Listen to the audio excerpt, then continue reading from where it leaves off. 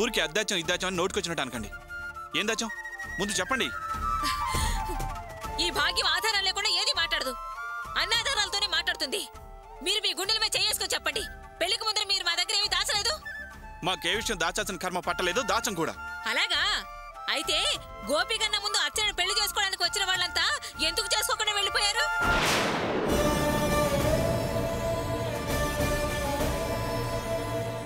వాళ్ళంతా చదువుకున్న వాళ్ళు, ఇది పెద్దగా చదువుకోలేదు, అందుకే పెళ్లి చేసుకోమన్నారు. అది సీరియల్ నెంబర్ 1 పెళ్లి కొడుకు కదా. అలా వరుసగా రండి. మా గోపి కంటే ముందర చదువు లేకపోయినా పర్వాలేదని నిశ్చితార్థం దాకా వచ్చి వెనక్కి వెళ్ళిపోయిన పెళ్లి కొడుకు కదా.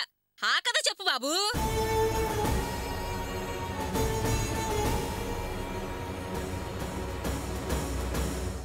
శుభలేఖలు కూడా అచ్చయిన తర్వాత ప్లేట్ తిప్పేసి వద్దనుకుని వెళ్ళిపోయాడే, ఆ పెళ్లి కొడుకు గురించి చెప్పు. అతను ఎందుకు వెళ్ళిపోయాడు?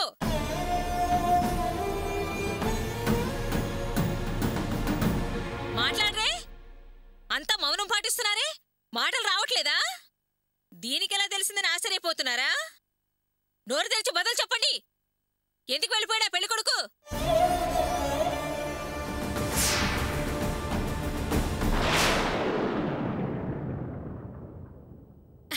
మీ అంకుల్ వారు మీరైనా చెబుతారా? మీరు చాలా మంచివారని, ముక్కుసూటిగా మాట్లాడతారని మా ఇంట్లో వాళ్ళంతా అంటుంటారులే. అందుకే మిమ్మల్ని అడుగుతున్నాను, చెబుతారా అన్నయ్య గారు? మీరలా నీళ్లు నవ్వడమే గాని నిజం చెప్పలేరు. ఎందుకంటే మాకు నిజం తెలిసేదాకా దాచిపెట్టారు కాబట్టి.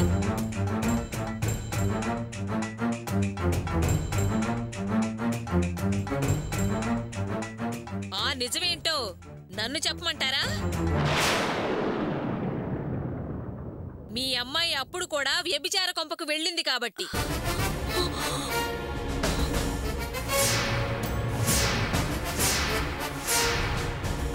ఆ విషయం పెళ్లి కొడుక్కి తెలిసిపోయి రోషం పౌరుషం కలవాడు కాబట్టి పెళ్లి వద్దు పెటాకులు వద్దని వెళ్ళిపోయాడు. అవునా కాదా అన్నయ్య గారు?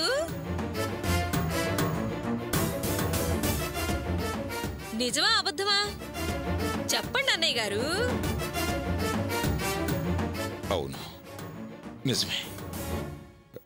అసలు జరిగింది ఏమిటంటే, తెలుసు, మళ్ళీ మీరే వివరించి చెప్పక్కర్లేదు. ఆవిడ గారు అక్కడికి వెళ్ళిందా లేదా ఆ ఒక్క మాట చాలు. చూడండి, అది మీ దగ్గర దాచిపెట్టాల్సిన పనేమి లేదు. పెళ్లికి ముందే అది ఎవరికి చెప్పాలో వారికే చెప్పేశాను. ఎవరితో చెప్పారు? అల్లుడు గారితో చెప్పాను. సరేనా? అవును, పెళ్లికి ముందే మామయ్య గారు అన్ని విషయాలు నాతో చెప్పారు.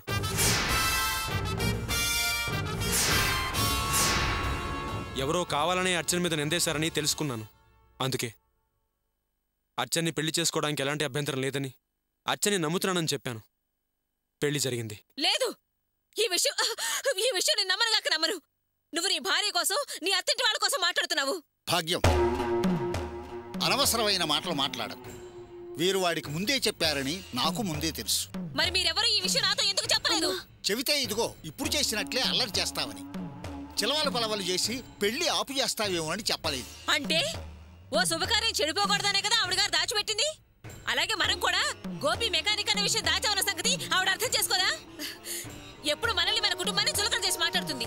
అలాగే నేను కూడా మాట్లాడతాను. ఏం సమాధానం చెప్తుంది ఆవిడ?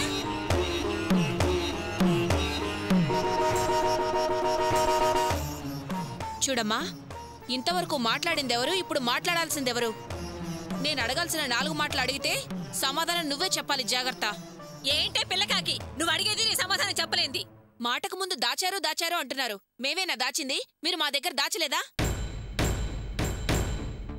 ఏంటే మీరు దాచింది, నువ్వు కనిపెట్టింది? చెప్పవే, ముందే చెప్పు. మీ అబ్బాయి ఒక మెకానిక్ అన్న నిజం మాత్రమే చెప్పారు, కానీ ఆ మెకానిక్ ఒక అమ్మాయిని ఉంచుకున్నాడు అన్న నిజం చెప్పారా?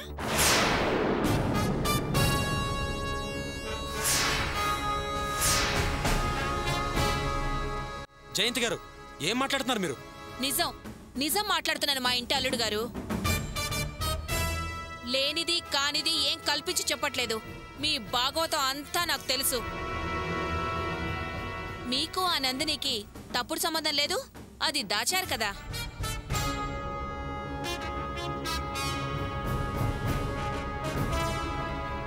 అది దాచి మా అర్చన మెళ్ళ తాళి కట్టడం తప్పు కాదా? చూడండి, మీరు చాలా తప్పుగా మాట్లాడుతున్నారు. మీరు మాట్లాడేది చాలా అన్యాయం అండి.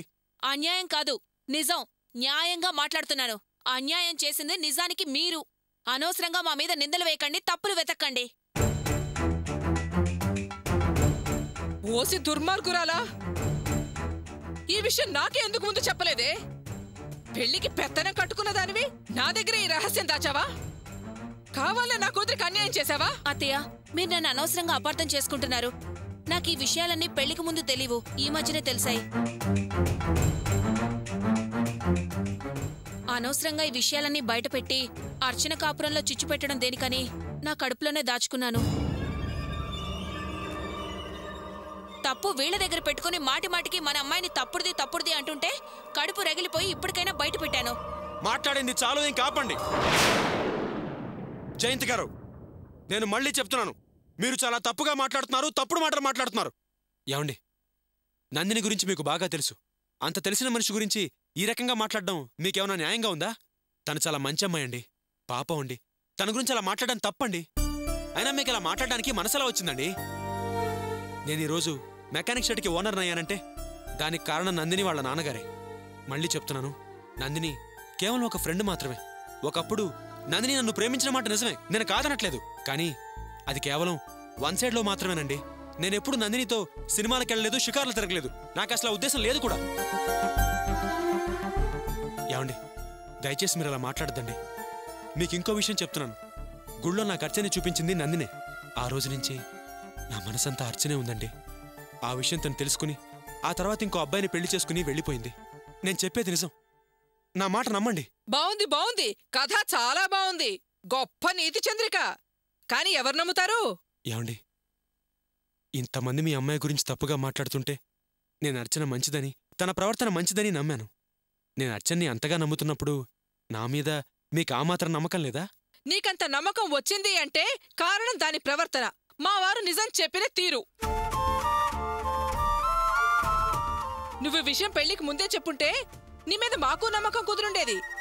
ఇప్పుడు ఈ పంచాయతీకి వచ్చిన తర్వాతే కదా నువ్వు ఈ విషయం మాకు చెప్తున్నది. అంటే ఇంతకాలం దాచినట్టే కదా? దాచావు అంటే ఏదో తప్పుందనే కదా? ఊరికే పడార్థాలు తీకు.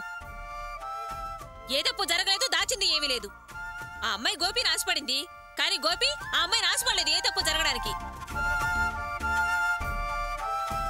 ఆ నందిని మా ఇంటికొచ్చి గోపిని పెళ్లి చేసుకుంటానని అడిగితే మీ అంతస్తు మా అంతస్తు కుదరదమ్మా అని చెప్పి పంపిందని నేనే. ఈ ప్రేమలు దోమలు మా ఇంటికి సరిపడవు, నా కొడుకు నేను చెప్పిన అమ్మాయిని పెళ్లి చేసుకుంటాడని కొండ బద్దలు కొట్టి మరీ చెప్పేశాను తెలుసా. ఆ అమ్మాయి మమ్మల్ని అర్థం చేసుకుని గోపి పెళ్లికి ముందు నిలబడి అన్ని తనే బాధ్యతగా చూసుకుంది. ఈ మాట నిజమైతే మేం పెళ్లి చేసుకోకుండా వదిలేసేవాడమా? తను వదిలేసేదా? ఒకవేళ గోపిని ప్రాణంగా ప్రేమించి ఉన్నా, తను గోపినే కావాలనుకున్నా గోపి అర్చనలకు పెళ్లి జరిగేదా? కాస్తంత బుర్ర పెట్టి ఆలోచించవమ్మా. ఏం ఆలోచించాలి? దీనికి బుర్ర ఏమీ అక్కర్లేదు. మీరు వదిలేయమనంగానే ఆ నందిని తప్పున వదిలేసింది అంటే ఆట ఎప్పటాటే. మీరు మీ సంబంధం యథాప్రకారం కొనసాగించండమ్మా, పెళ్లి దానంతట అదే జరుగుతుంది అనుంటారు. అందుకే అది నోరు మూసుకునుంది. దాని దారి అది జరుగుతూ ఉంది, పెళ్లి దారి పెళ్లి జరిగిపోయింది. ఏంటి వాగుతున్నావు? మేమలాంటి నీచమైన పనులకు ఒప్పుకునేవాడమే కాదు, అంత కక్కుర్తి మాకేమీ లేదు. మా గోపి లాంటి మంచోడిని ఒక్కడిని చూపించవే చూస్తాను. అదిగో అటు చూడవే, ఆ పెద్దయినా మా బావగారు. వాడిని చాలా క్రమశిక్షణతో పెంచారు. అలాంటి వాడి మీద నువ్వు నిందలేస్తావా? అసలు మీ ఆడపడుచు మంచిదైతే కదే మావాడిని వంకర పెట్టడానికి. ఆవిడ గారికి ఉన్న యోగ్యత ఏంటో ఆవిడ 2 సార్లు బ్రోతులు కొంపకెళ్ళొచ్చినప్పుడే తెలిసిపోయింది.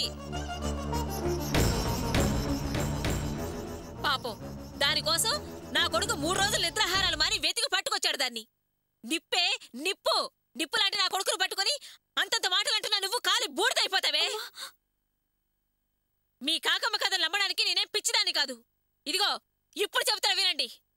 ఎప్పుడైతే నా కొడుకు నిజం దాచాడో అప్పుడే ఖచ్చితంగా నీ కూతురు చెడిపోయింది.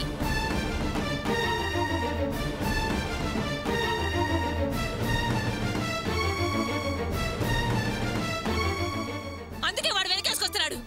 అది తిరిగిపోతూ చెడిపోయింది, ఖచ్చితంగా చెడిపోయింది అంతే. అమ్మా ఏంటమ్మా మాటలు? అత్తయ్య, మీరు చెప్పేది అబద్ధం. నేను చెడిపోయిందాన్ని కాదు. నేను చెడిపోలేదు చెడిపోలేదు చెడిపోలేదు. 100కి 100 పాళ్ళు శీలవతిని. కాదు, నువ్వు చెప్పేదంతా పచ్చాబద్ధం. ఖచ్చితంగా నువ్వు చెడిపోయిందనే కులుకులాడివే. నేను కులుకులాన్ని కాదు. నేను నికాసైన మనిషిని. నిరూపణ కోసం ఎప్పుడైనా ఎక్కడైనా సిద్ధమే. నిరూపణ లేదు, పచ్చిగడ్డలు లేదు. రంకు నచ్చిన బొగ్గును ఎరవదని ఓ సత్యకాలం సారమ్మ బయలుదేరింది నిరూపణ చేయడానికి. అవును, నేను సత్య ప్రమాణంగా చెప్తున్నాను. ఆ దేవుని మీద ప్రమాణం చేసి చెప్తున్నాను. నేను మంచిదాన్ని మంచిదాన్ని మంచిదాన్ని. పట్టుబడ్డా కూడా దొంగ నేను దొంగని ఒప్పుకోడు. కాదు కాదు అని అంటాడు. నువ్వు చెప్పేది కూడా అంతే. నేను నికాసైన మనిషినని నేనే నిరూపిస్తాను. ఎట్టాగే సీతమ్మల నిప్పులో దూకుతావా? సీతమ్మలా శీలవతినే కాదు, నేను కన్యనేనని ఏ హాస్పిటల్లోనైనా పరీక్ష కోసం నేను సిద్ధం. పరీక్ష చేయించండి. నేను కన్యనేనని తెలుస్తుంది. నా నీతి నిజాయితీ తెలుస్తుంది. నా బుద్ధి ప్రవర్తన బయటపడుతుంది. ఏంటి మీరందరూ రెడీనా? నేను రెడీనే.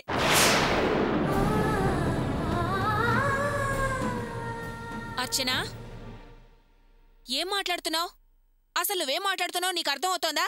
వీళ్ళందరూ ఏదో పిచ్చి పిచ్చిగా మాట్లాడారని నువ్వు నేను కన్నెపిల్లనే అంటున్నావు. అర్చన, నువ్వు పెళ్ళై కాపురానికి వెళ్లిన పిల్లవని మర్చిపోకు. మర్చిపోలేదు వదినా. నేను స్పృహలోనే ఉన్నాను.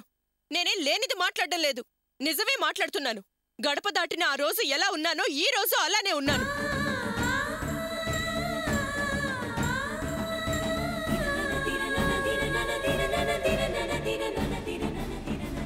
ఈ అర్చనలో ఏ మార్పు రాలేదు.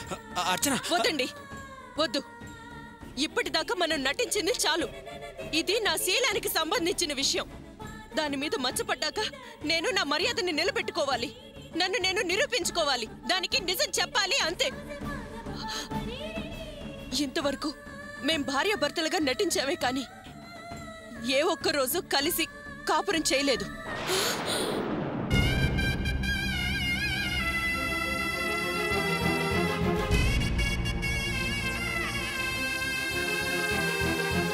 కనీసం నా ఒంటి మీద ఈయన చెయ్యి కూడా వేయలేదు.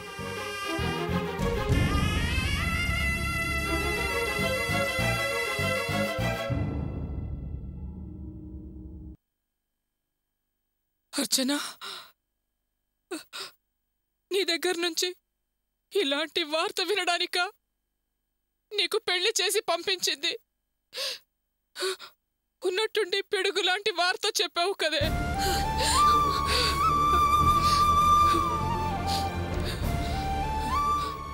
నాకిష్టం లేకపోయినా నువ్వు సుఖంగా సంతోషంగా ఉండాలని నా మనసు రాయి చేసుకుని నిన్న ఇంటికి కాపురానికి పంపించాను కదే.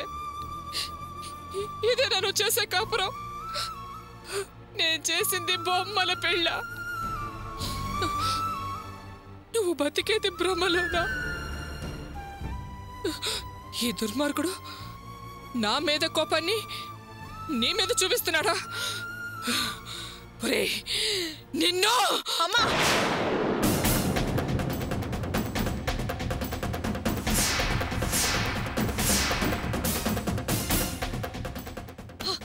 అమ్మా, ఈ విషయంలో ఆయన తప్పేం లేదు.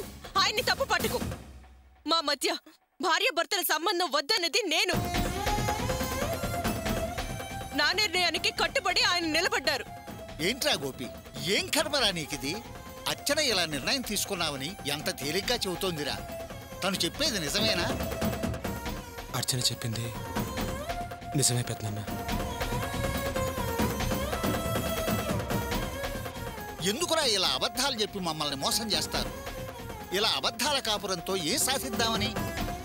నటిస్తే వచ్చే లాభం ఏంటిరా? నన్నేం చేయమంటావు పెద్దనాన్న? అర్చన పెళ్ళై మన ఇంటి కాపురానికి వచ్చిన దగ్గర నుంచి తనకి నాతో సంసారం చేయడం ఇష్టం లేదు.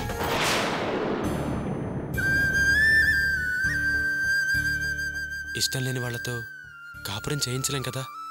అలాగని అర్చన్ని అందరి ముందు అవమానించడం నాకు ఇష్టం లేదు.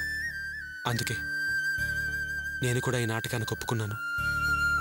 నేను చేసింది తప్పో ఒప్పో నాకు తెలీదు. తప్పైతే నన్ను క్షమించి పెద్దనాన్న. ఇప్పుడు క్షమించమని అడుగుతావేరా వెధవా? అయినా ఇలాంటి దాంతో ఇంత ఓపిగ్గా ఎలా ఉన్నావురా? నేను ఎన్నిసార్లు అడిగారు? నాకు నిజం చెప్పకుండా దాచావు కదరా. పైగా అది చెప్పాలని చూసినా చూపులతోనే బెదిరించి చెప్పకుండా ఆపేవే. ఇద్దరు కలిసి ఎంత బాగా మోసం చేశారా నన్ను. అది ఆగమంది నువ్వు ఆగావు. ఎంత అదుపాజ్ఞల్లో పెట్టుకుందిరా నిన్ను. ఏ టైంలో అబద్ధం ఆడి పెళ్లి చేశాను. నీ జీవితం కూడా అబద్ధం అయిపోయిందిరా. నీ పథకం తెలియక మనవడు కావాలి అని ఎన్ని ప్రయత్నాలు చేశానురా. నన్ను వెర్రిదాన్ని చేసావు కదరా. నా ప్రయత్నాలన్నీ నాశనం అయ్యాయి కదరా. ఒక్కసారి కాకపోతే ఒక్కసారన్నా పిచ్చాసలు పెట్టుకోకమ్మా అని నాతో చెప్పొచ్చు కదరా. చూడమ్మా, నువ్వు కాసేపు ఆగుతావా? ఇప్పుడు చెడిపోయింది నీ కొడుకు జీవితమే కాదు, మా కూతురు జీవితం కూడా. అర్చన, ఎందుకమ్మా, ఎందుకు ఆడాల్సి వచ్చింది ఈ నాటకం? కారణం చెప్పమ్మా. కారణం అంటూ ఏం లేదు నాన్న. ఒకే ఒక్క కారణం. ఇదంతా నేను అమ్మ కోసం చేశాను.